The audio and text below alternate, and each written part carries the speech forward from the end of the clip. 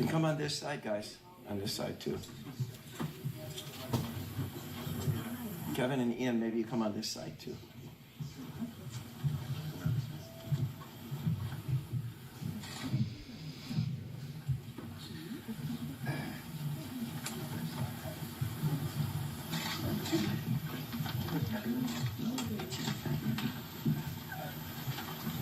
Hey Esther, Where's Hero? they're doing a live update. Tell Joseph. Okay, I want to thank everyone for gathering here at the EOC.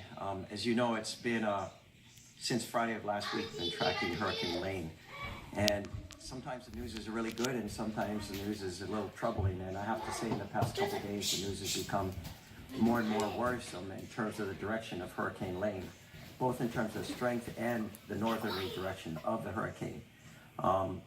Some of the good news is it was a 5 last night. It's dropped back down to a 4, but a high 4 with winds up to 150 miles per hour.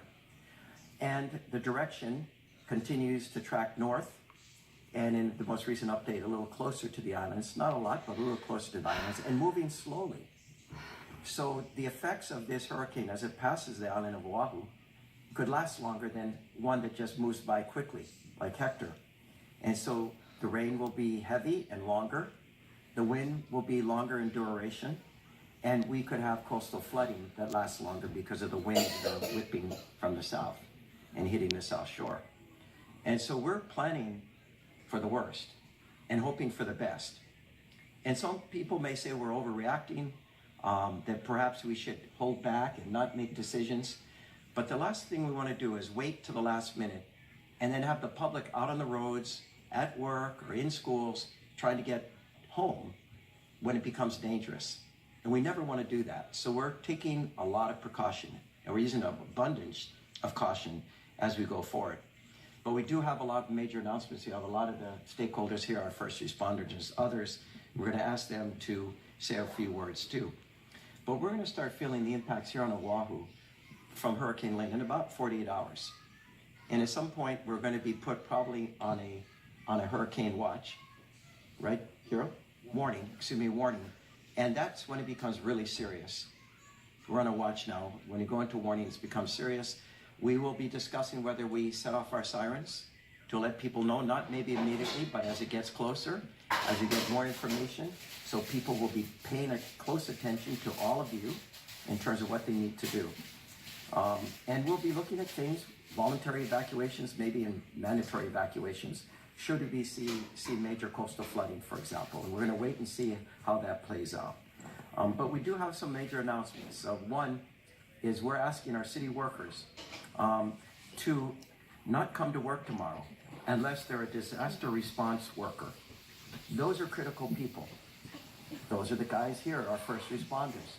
They need to come to work. They're disaster response workers.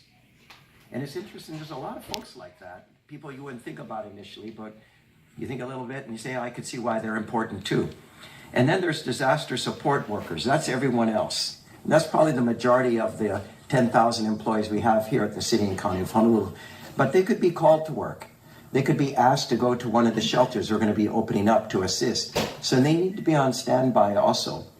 So starting tomorrow, if you're a disaster response worker for the city and county of Honolulu, you must come to work. Starting tomorrow, if you're a disaster support worker, you do not come to work unless you're requested to show up at a shelter or somewhere else by your director. And that is critically important. Now, at the same time, as you know, the Department of Education has canceled all public schools here on the island of Oahu, which makes a lot of sense for our keiki. But also, given the fact that our keiki are at home, many of our city workers will be at home with their keiki, making sure they're safe. So it goes hand in hand. And this decision was made in close coordination with Governor Ige and the Department of Education in levels I've not seen before, starting yesterday.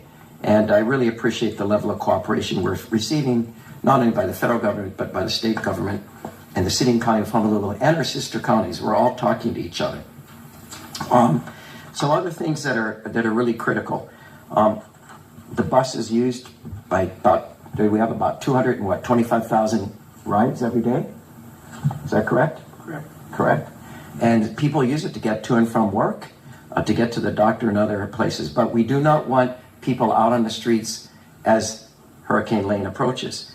So starting on Thursday, the last bus trip, last handy-van trip will be at 6 o'clock in the evening, Thursday.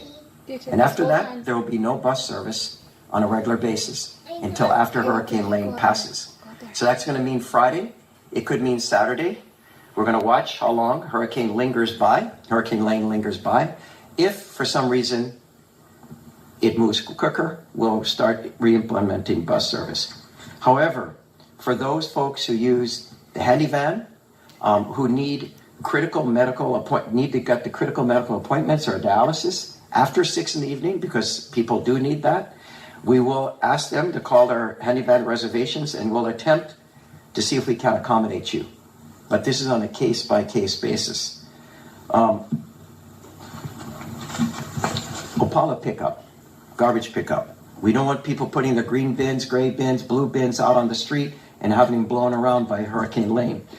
So starting on Friday, we will discontinue the pickup of gray bins, blue bins, green, and green bins. And on bulky pickup, we will not pick it up after Thursday. So up till Thursday, we'll continue to pick up Opala, both in bins and bulky item. And after that, people are to take their bins and secure them so they don't blow around. And if they have bulky item products out on the street, they need to bring them back onto their site so they don't blow around. Also, our convenience centers and transfer stations will be shut down. All of our public parks will be shut down starting tomorrow morning. No public parks for the city and county of Honolulu will be open. It's particularly important at our beach parks where you don't want to encourage people to go into the water, given the very, very high surf. We could see waves as high as 20 feet. But it's not just the height, it's the amount of water that's moving through. We're going to also have high tides at the same time, strong currents. It's going to be difficult to stay in place even if you're trying to paddle out to where the perfect place to catch the waves are. And only the most experienced people should be in the water, and really no one should be in the water at this point. We're going to be shutting down our zoo and golf courses starting Thursday, reopening probably on Sunday. We'll play it by ear and see how the hurricane impacts all of us. We are asking people to continue to call in if they see debris in streams. We'll try to get people out to as many places as we can to continue to clear streams until it's no longer safe to be out there. And the best way to do that is by calling 768-CITY, and we will then try to respond where we can. And 768-CITY is also 768-7890. 768-90. That's the streams. Okay. We've also created a special link. DIT has created a special link for Hurricane Lane. You go to honolulu.gov and you can get information, and you can also sign up for hnl.info. We ask everyone to sign up for that to get the most recent, most late-breaking news. Before I turn it over to some of our other folks in this room, I do want to emphasize that we do not want to see what happened in Puerto Rico. And we do that by making sure we're prepared.